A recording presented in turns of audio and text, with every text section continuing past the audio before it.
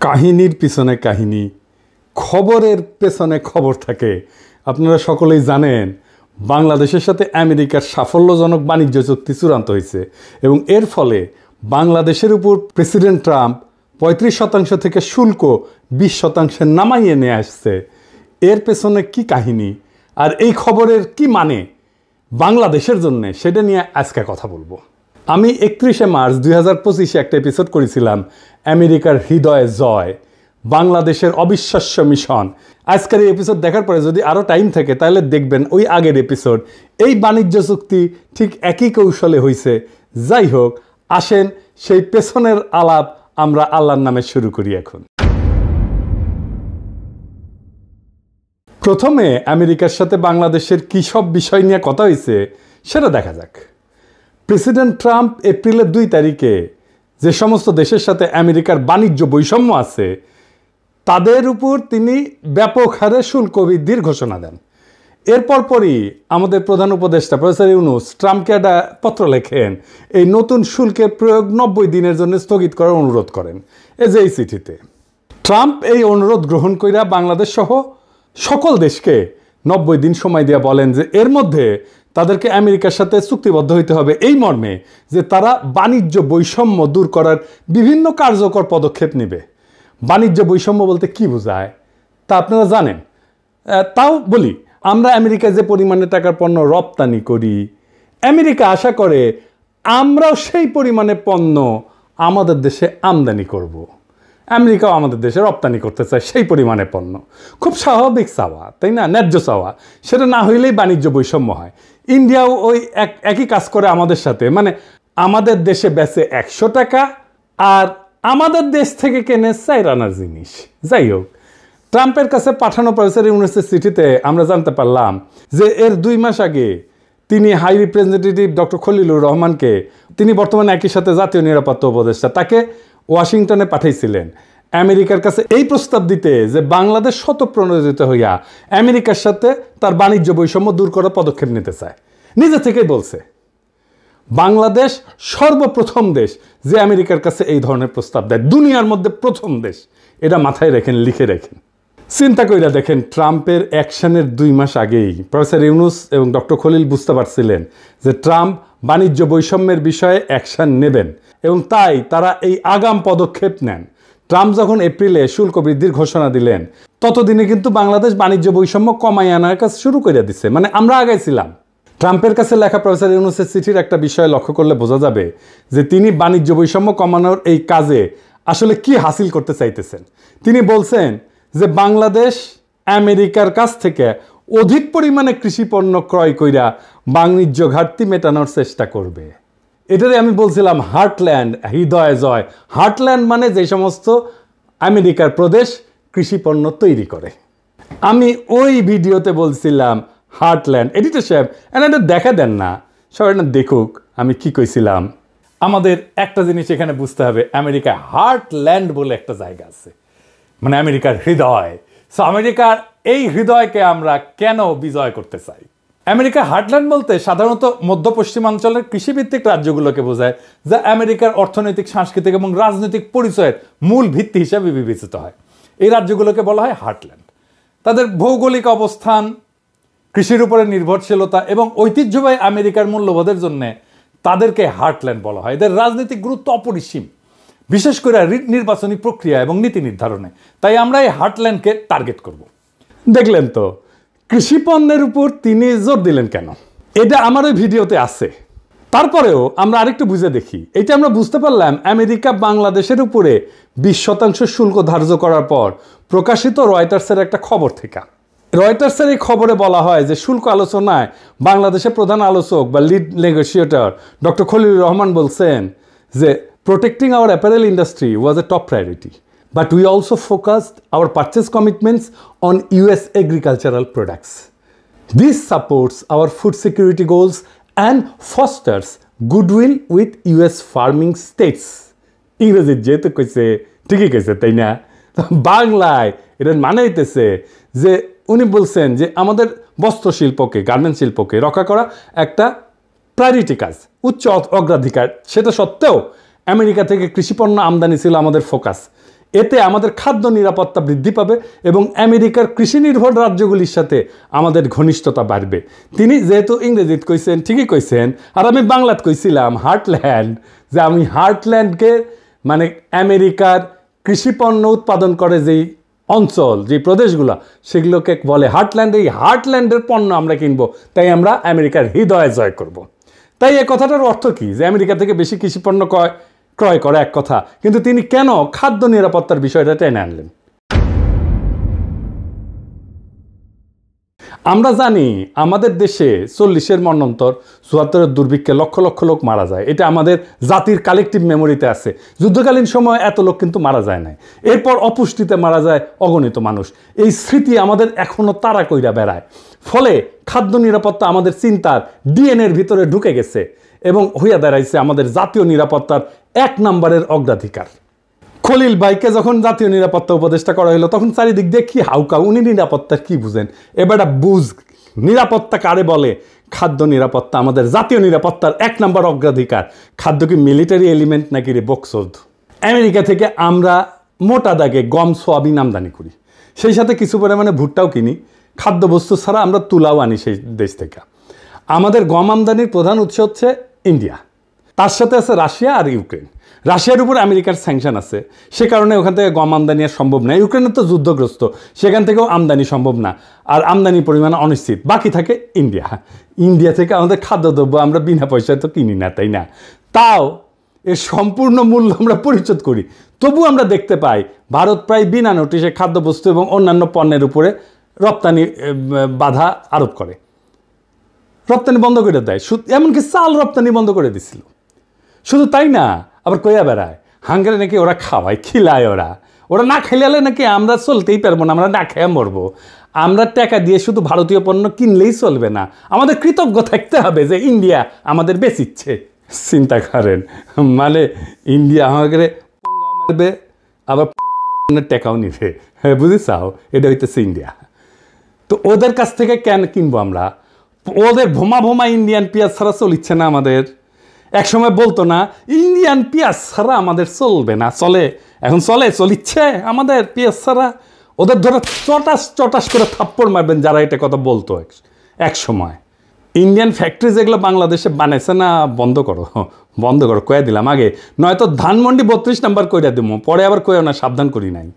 তার মানে ধরেন আমাদের যখন বিশেষ প্রয়োজন, তখন এমন অবস্থা হইতে পারে যে ভারত আমাদের খাদ্য রপ্তানি বন্ধ করে দিচ্ছে। এই তো কয়েকদিন আগে পাকিস্তানের সাথে যুদ্ধের প্রাক্কালে আমরা দেখলাম যে ইন্ডিয়া পাকিস্তানের সিন্ধু নদীতে পানি প্রবাহ একতরফাভাবে বন্ধ করে দিছে, যে কাজটা পূর্বের কোনো যুদ্ধকালে সে করে নাই। অর্থাৎ পানিকে ভারত অস্ত্র হিসেবে ব্যবহার করেছে। ভারত যে ভবিষ্যতে খাদ্যদ্রব্যকে অস্ত্র হিসেবে ব্যবহার করবে না, তার কোনো গ্যারান্টি আছে? তো জাউরা ও করবে না, এমন কোনো কাজ নাই।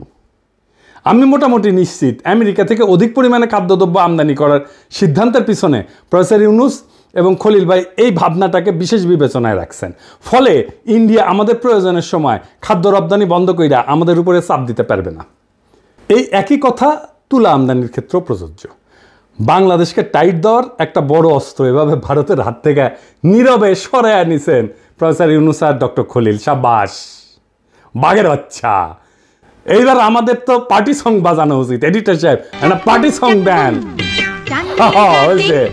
আমার বিশ্বাস প্রফেসর ইউনুস আর ডক্টর খলিল এই কাজগুলা করেছেন বাংলাদেশের স্বার্থ বিবেচনা কইরা।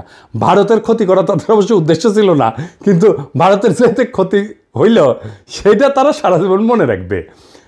একে তো খাদ্যদ্রব্য রপ্তানি হঠাৎ করে বন্ধ করে আমাদের মতো বাংলাদেশকে বিপদে ফেলা ভারত তার হীন স্বার্থ আর কখনো হাসিল করতে পারবে না। সেই সাথে ভারত আরও একটা বড় ক্ষতি হইল, বাংলাদেশে তার যে খাদ্যদ্রব্য এবং তুলার মার্কেট সেটা এখন অনেক ছোট হয়ে যাবে। ভারতের সাথে আমাদের যে বিশাল বাণিজ্য ঘাটতি ছিল সেটা অনেকটাই কমে যাবে। অর্থাৎ বাণিজ্য ঘাটতি কমাইতে ট্রাম্প যেটা দুনিয়ার সঙ্গে প্রকাশ্যে করতেছেন প্রফেসর ইউনূস আর খলিল ভাই, ভারতের সঙ্গে তলে তলে সেই কামটাই সারলেন, কিন্তু কেউই সেটা আগে ভাগে আন্দাজ করতে পারলেন না। এটারে কয় চাপা মায়ের, মায়ের হয় এটাতে, কিন্তু সাউন্ড হয় না। একই সাথে আর একটা ঘটনা ঘটলো, কি সেটা, আমেরিকার কৃষিপণ্যের লবি হইতেছে সেই দেশের সবচেয়ে শক্তিশালী লবি, মানে এই সমস্ত প্রদেশ কৃষিপণ্য তৈরি করে, সেই প্রদেশগুলোর যারা এমপি মিনিস্টার আর কি, বুঝছাও। আমরা 18 কোটি বাংলাদেশি সহজেই আমেরিকার কৃষিপণ্যের একটা বৃহৎ বাজারে পরিণত হইতে পারি। আমরা যদি আমেরিকার এই সমস্ত পণ্যের বড় ক্রেতা হই, তাহলে এই যে লবি, যে সমস্ত জায়গায় কৃষিপণ্য তৈরি হয়, সেই সমস্ত প্রদেশের এমপি মিনিস্টার মন্ত্রী, এদের সাথে, এদের লবির সাথে আমাদের নিবিড় ঘনিষ্ঠতা হওয়া সময়ের ব্যাপার। আর আমেরিকার যেসব রাজ্য কৃষিপণ্য উৎপাদন করে, সেখানকার রাজনীতিতে, নির্বাচনে কৃষি লবি অনেকটা নির্ধারণী ভূমিকা পালন করে। ফলে এই সমস্ত রাজ্যের সিনেটর, কংগ্রেসম্যান, গভর্নরেরা কিছুকালের মধ্যে আমাদের পকেটে থাকবে, আমাদের হাতের মধ্যে থাকবে। আমি আশা করি আগামীতে যারা নির্বাচিত হবেন তারা এই বিষয়টা বিশেষভাবে যত্নের সাথে খেয়াল করবেন, এটাকে নারিশ করবেন, এটাকে পুষ্ট করবেন, এই সম্পর্কটাকে ধরে রাখবেন, আরও সমৃদ্ধ করবেন। আমেরিকায় ভারতের যে প্রভাব, সেটা সে নিজের প্রয়োজনে বাংলাদেশের বিরুদ্ধে ব্যবহার করতে পারে। আমাদের সাথে ঘনিষ্ঠ সম্পর্ক থাকলে আমেরিকার কৃষি লবি আমেরিকায় বাংলাদেশের বিরুদ্ধে ভারতের যে কোনো চক্রান্তকে নস্যাৎ করে দিতে পারবে, সেই শক্তি তাদের আছে। অর্থাৎ আমেরিকান কৃষি লবি আমাদের সঙ্গে থাকলে আমেরিকাকে ভারত আর বাংলাদেশের বিরুদ্ধে কাজে লাগাইতে পারবে না, এইটা লিখে রাখতে পারেন। ইতিমধ্যেই শুল্ক আলোচনার সময় আমেরিকার তুলা, গম এবং সোয়াবিনের লবি বাংলাদেশের সপক্ষে কাজ করছে এবং আমরা তার সুফল পাইছি, আপনারা তো দেখতেই পাইতেছেন। মোট কথা, ভারত বাংলাদেশে তার কৃষি পণ্যের বাজার শুধু হারাবে না, সেই সাথে বাংলাদেশের বিরুদ্ধে আমেরিকাকে ব্যবহার করার সুযোগ তার হাতে আর থাকলো না। এর থেকে নিশ্চয়ই বুঝতে পারতেছেন যে কি ধরনের দূরদর্শিতা নিয়ে নীরব কৌশলের সাথে প্রফেসর ইউনূস আর ডক্টর খলিল আমেরিকার সাথে আমাদের বাণিজ্য আলোচনার বিষয়টা বাংলাদেশের অগ্রাধিকারমূলক জাতীয় স্বার্থে আগাইয়ে নেওয়ার কাজে ব্যবহার করছেন। বাংলাদেশের এই কৌশলে ভারত আর কি কি বিপদে পড়ল? ভারত আমেরিকার কৃষিপণ্যের উপরে, মানে আমেরিকা থেকে ইন্ডিয়াতে যে সমস্ত কৃষিপণ্য রপ্তানি হয় তার উপরে 40% শুল্ক ধার্য করে। ভারতে কৃষিপণ্য উৎপাদনের খরচ আমেরিকার চেয়ে বেশি। চড়াহারে শুল্ক ধার্য না করলে আমদানি করা খাদ্যদ্রব্যের দাম স্থানীয়ভাবে, মানে ভারতে উৎপাদিত পণ্য কৃষিপণ্যের চাইতে কম হবে। অত্যধিক শুল্ক ধার্য কইরা বাইরের পণ্য আসতে না দিয়া ভারত কৃত্রিমভাবে আভ্যন্তরীণ কৃষি উৎপাদন বজায় রাখছে বছরের পর বছর ধরে।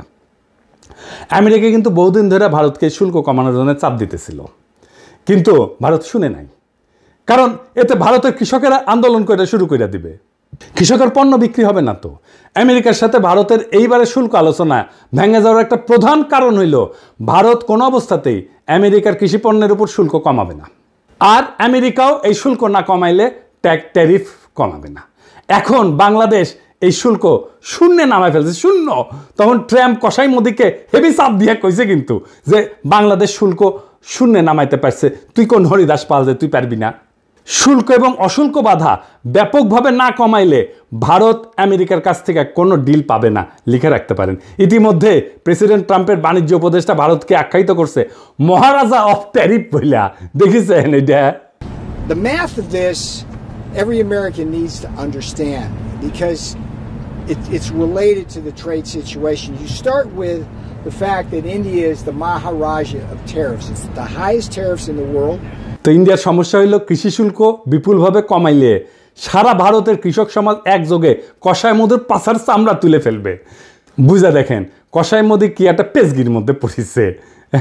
ও কৃষি শুল্ক না কমাইলে ট্রাম্প $20 দিবে, ভারতের উপরে অলরেডি 25%-এর উপর আরো 25%, মোট 50% শুল্ক ধার্য কইরা ট্রাম্প ডলা দেওয়ার কাম শুরু করে দিছে। ডাবল ফোন মারা গাইছে। এডিটর সাহেব, পার্টি সং হবে এবার, সাকবুম সাকবুম। হাসিনা জিতে যায় না, সাগর শুকায় যায়। ওই খালি ধ্বংস, অভিশাপ আর দুঃসংবাদ বইয়া নিয়ে আসে।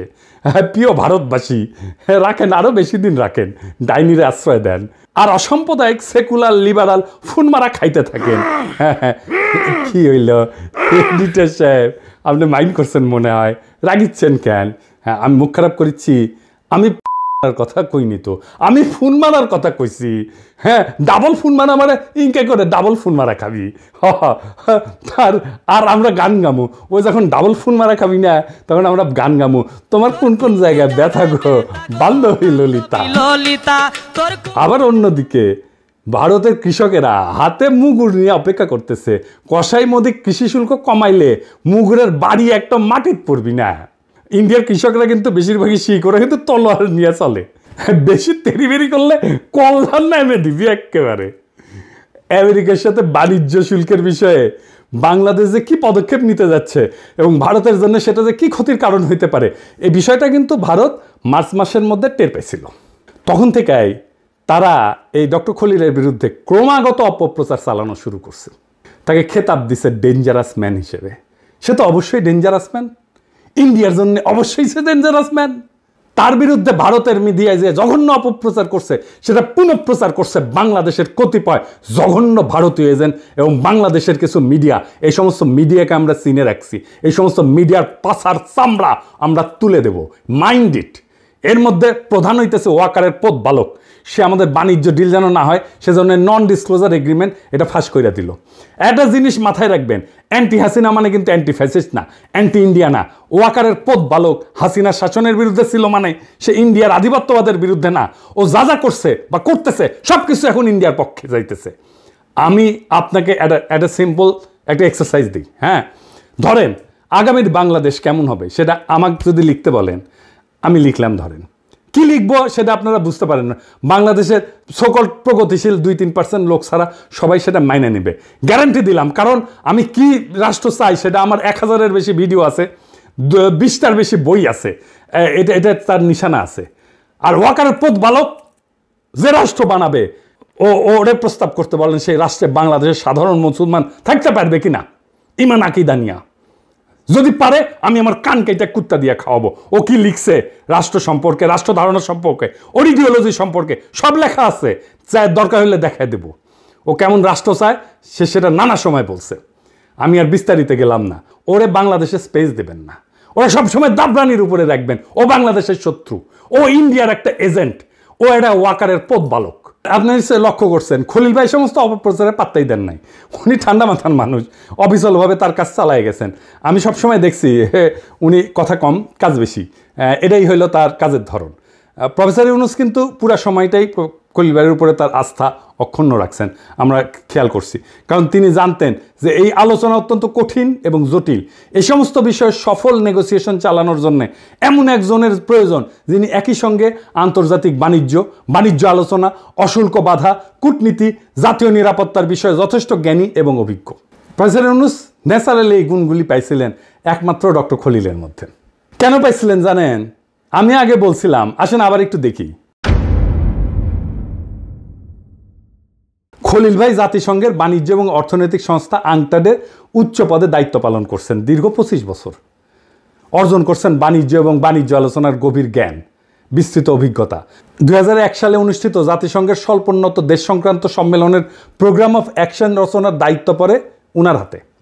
এই প্রোগ্রাম অফ অ্যাকশনের একটা বড় অর্জন ছিল স্বল্পোন্নত দেশগুলোর পণ্যসমূহকে ইউরোপিয়ান ইউনিয়ন কর্তৃক শুল্ক কোটাবিহীন অর্থাৎ duty free, quota free access দেওয়া, প্রবেশাধিকার দেওয়া। এভরিথিং বাট আর্মস এই নামের এই উদ্যোগের প্রধান প্রণয়নকারী ছিল এই আমাদের খলিল ভাই। এই যে গার্মেন্টস আসতেছে বিনা শুল্কে ইউরোপে, সেটা খলিল ভাইয়ের কারণে। ইউরোপিয়ান কমিশনের সাথে এই বিষয়ে তাকে মাসের পর মাস আলোচনা চালাইতে হয়েছিল। আমি গত বছর যখন তার প্রথম ইন্টারভিউটা করি তখন বলছিলাম যে তার এই অবদানের কারণে আজ বাংলাদেশে পোশাক শিল্প এই বিশালতা অর্জন করছে এবং আমাদের গার্মেন্টস শিল্পের একটা বড় ঋণ আছে তার কাছে। আর এই গার্মেন্টস মালিকদের অনেক পত্রিকায় খলিল ভাইয়ের পিছে লাগছিল। ওই যে কথা আছে না, বাঙ্গু যে উপকার করে তার পিছে সে লাগে। আর আজ 2 যুগ পরে খলিল ভাই আমেরিকার সাথে সফলভাবে শুল্ক আলোচনা কইরা গার্মেন্টস শিল্পকে রক্ষা করলেন। তিনি কিন্তু আজ পর্যন্ত এর জন্য কোনো ধরনের আত্মপ্রচার করেন নাই, ক্রেডিট চান নাই, নেনও নাই। এইবার অশুল্ক বাধার বিষয়ে আসি। আংটাড, বিশ্বব্যাংক, বিশ্ব বাণিজ্য সংস্থা, IMF, ইন্টারন্যাশনাল ট্রেড সেন্টার এই সমস্ত প্রতিষ্ঠানের সমন্বয়ে গঠিত জাতিসংঘ সিস্টেমের অশুল্ক বাধা সংক্রান্ত ইন্টার এজেন্সি গ্রুপের চেয়ারপারসন ছিলেন এই ডক্টর খলিল চেয়ারপারসন। জি, অশুল্ক বাধা বিষয়ে বিপুল জ্ঞান এবং অভিজ্ঞতা না থাকলে বিশ্বব্যাংক, বিশ্ব বাণিজ্য সংস্থা অথবা IMF কি তাকে ওই গ্রুপের চেয়ারপারসন হিসেবে মাইনে নিত? বাংলাদেশের আর কেউ কি এই পজিশনে কাজ করছে কোনোদিন? আমি সম্পূর্ণ নিশ্চিত আপনারা আর একজনকেও বাড়তি দিয়ে খুঁজে পাবেন না। কূটনীতি এবং জাতীয় নিরাপত্তার বিষয়ে খলিল ভাইয়ের দক্ষতা এবং পারঙ্গমতা তো আমরা আমেরিকার সাথে সফল বাণিজ্য আলোচনাতেই দেখলাম, আপনারাও দেখছেন। এ বিষয়ে আমার বাড়তি কিছু বলার নাই। তিনি আলোচনার শেষে একটা ইন্টারভিউ দিছিলেন 15 মিনিটের। এই ইন্টারভিউতে তিনি যে সহজ সুন্দরভাবে একটা অত্যন্ত কঠিন জটিল বিষয়কে বর্ণনা করছেন সেটা সকলের শোনা উচিত। এটার লিঙ্ক আমি ডেসক্রিপশন বক্সে দিয়ে দিতেছি, আপনারা সকলে শুনবেন এবং অনেক বিষয় চালাইয়া বুঝতে পারবেন। বাংলাদেশের এইটা একটা বড় সংকট। বাংলাদেশের সত্যিকার অর্থে যারা দক্ষ মানুষ, বাংলাদেশে যারা সত্যিকার অর্থে আন্তর্জাতিক মানের প্রফেশনাল, বাংলাদেশের সত্যিকার অর্থে যারা আন্তর্জাতিক মানের ইন্টেলেকচুয়াল ক্যাপাসিটি আছে, যাদের প্রফেশনাল ক্যাপাসিটি আছে, যাদের তাদেরকেই বাংলাদেশে যথেচ্ছ অপমান করাটাই হইতেছে এক শ্রেণীর বাঙ্গু এলিটদের সবসময়ের কাজ। এবার আর একটা বিষয় আসি। আমেরিকার আভ্যন্তরীণ বাজার হইল সারা পৃথিবীর মধ্যে সবচেয়ে বড় কনজিউমার মার্কেট। বাংলাদেশের সাথে আমেরিকার সাফল্যজনক বাণিজ্য চুক্তি এই বিশাল মার্কেটের দরজা বাংলাদেশের জন্য খুলে দিছে। এইরকম অভূতপূর্ব সুযোগ জাতির জীবনে বারে বারে আসে না। এখন আমাদের সকলের উচিত সমবেতভাবে এই সুযোগকে সম্পূর্ণভাবে কাজে লাগায় বাংলাদেশকে দক্ষিণ এশিয়ার সবচেয়ে শক্তিশালী অর্থনীতি হিসেবে দ্রুত রূপান্তরিত করা। কি পরিমাণে চাকরি তৈরি হবে কল্পনাও করতে পারতেছেন না। আমি বিশ্বাস করি আগামী 5 বছরের মধ্যেই এই কাজটা করা সম্ভব। বাংলাদেশ দক্ষিণ এশিয়ার সবচেয়ে শক্তিশালী অর্থনীতি হিসেবে দাঁড়ায় যাবে। আগামী 5 বছর লিখে রাখতে পারেন, যদি আমাদের মাথা ঠিক থাকে আর যদি ওয়াকারের পথ বালকেরা বেশি লাফালাফি না করে। আগামী নির্বাচনে অংশগ্রহণকারী সকল দলকে আমি আহ্বান জানাই যে তারা যেন এই বিষয়টা তাদের নির্বাচনী ম্যানিফেস্টোতে গুরুত্বের সাথে উল্লেখ করেন এবং এই উদ্দেশ্য অর্জনে কী কী পদক্ষেপ নেবেন তা বিস্তারিতভাবে বর্ণনা করেন। আমি আশা করি নির্বাচনের আগে এ বিষয়ে অন্তর্বর্তীকালীন সরকার যে সমস্ত পদক্ষেপের সূচনা করবেন তার প্রতি সকল মহলই পূর্ণ ও সক্রিয় সমর্থন দেবেন। সবশেষে একটা কথা না বললেই না। আমেরিকার সাথে বাণিজ্য আলোচনার এই দ্বিতীয় রাউন্ডের আগে খলিল ভাইয়ের বড় ভাই অসুস্থ হয়ে ঢাকার এভার কেয়ার হসপিটালে ভর্তি হন এবং তাকে লাইফ সাপোর্টে রাখা হয়। আমরা জানলাম, খলিল ভাইকে জানানো হইল এবং খলিল ভাই দ্রুত ওয়াশিংটন থেকে ঢাকায় আসেন ভাইয়ের পাশে দাঁড়ানোর জন্যে। এইরকম একটা অবস্থায় আলোচনার দ্বিতীয় রাউন্ড শুরু হয়। ওয়াশিংটনে দিনের বেলায়, বাংলাদেশ সারা রাত ধইরা খলিল ভাই অনলাইনে ওই মিটিংয়ে পার্টিসিপেট করতেন। একদিকে হাসপাতালে মৃত্যু পথযাত্রী বড় ভাই, অন্যদিকে 3টা-4টা রাত পর্যন্ত জায়গা খলিল ভাই নেগোসিয়েশন পরিচালনা করেন। কি অবস্থা দেখেন। আর এই খলিল ভাইকে নিয়ে কি করছে এই হারামজাদাগুলো সারা বাংলাদেশে। এই ফ্রেমওয়ার্ক এগ্রিমেন্টের 90 ভাগের উপরে ঐক্যমত হয় এই রাউন্ডেই।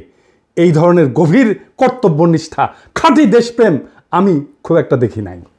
খলিল ভাইয়ের বড় ভাই পৃথিবীর মায়া ত্যাগ কইরা মহান আল্লাহ তাআলার কাছে ফিরে গেছেন এবং ভাবি, যিনি আমারও ভাই এবং ভাবি, ওনাদের জন্যে মহান আল্লাহ তাআলার কাছে দোয়া করবেন।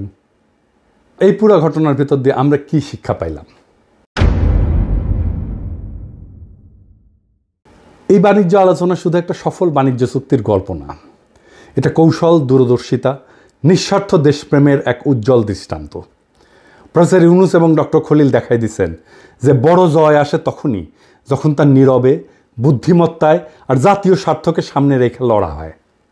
ভারতের হাত থেকে বাংলাদেশের উপরে চাপ সৃষ্টি করার 2টা বড় অস্ত্র, খাদ্য এবং তুলা, তারা এক ঝটকায় সরায় নিলেন। একই সাথে আমেরিকার সবচেয়ে শক্তিশালী কৃষি লবিকে আমাদের মিত্রে পরিণত করলেন। আজ যারা এই চুক্তিকে শুধু পোশাক শিল্প রক্ষার সাফল্য মনে করতেছেন, তারা বুঝতে পারতেছেন না এটা আসলে বাংলাদেশের কৌশলগত মুক্তির একটা বিশাল বড় ধাপ। এটাই ইতিহাস গড়ার ধরন। প্রচারের আলোতে না, বরং নেপথ্যের ঘাম এবং ত্যাগে এই ইতিহাসগুলো গড়া হয়। যেমন খলিল ভাই হাসপাতালের লাইফ সাপোর্টে থাকা ভাইকে রেখা রাতভর আলোচনায় বসছেন, কারণ তিনি জানতেন এই সুযোগ হাতছাড়া মানে প্রজন্মের পর প্রজন্মের জন্য হার। বাংলাদেশ আজ এক নতুন দরজা খুলে দিছে। আমেরিকার বিশাল বাজার, বৈশ্বিক কৃষি লবি এবং ভারতীয় আধিপত্যের হাত থেকে কৌশলগত মুক্তি। সব মিলায় এটা আমাদের অর্থনৈতিক রাজনৈতিক ভবিষ্যতের জন্য এক বিপুল সম্ভাবনার দ্বার। এখন প্রশ্ন একটাই, আমরা কি সবাই মিলে এই সুযোগকে কাজে লাগাতে প্রস্তুত? যদি প্রস্তুত হই তবে আগামী 5 বছরের মধ্যেই বাংলাদেশ শুধু দক্ষিণ এশিয়া না, পুরো এশিয়ার এক শক্তিশালী অর্থনৈতিক শক্তি হিসেবে দাঁড়াবে ইনশাল্লাহ। এটাই সময় ঐক্যের, সাহসের আর দূরদর্শিতার। ইনশাল্লাহ এই পথের শেষ প্রান্তে অপেক্ষা করতেছে একটা স্বাধীন, শক্তিশালী, আত্মমর্যাদাশীল, সম্মানিত বাংলাদেশ। ইনকিলাব জিন্দাবাদ।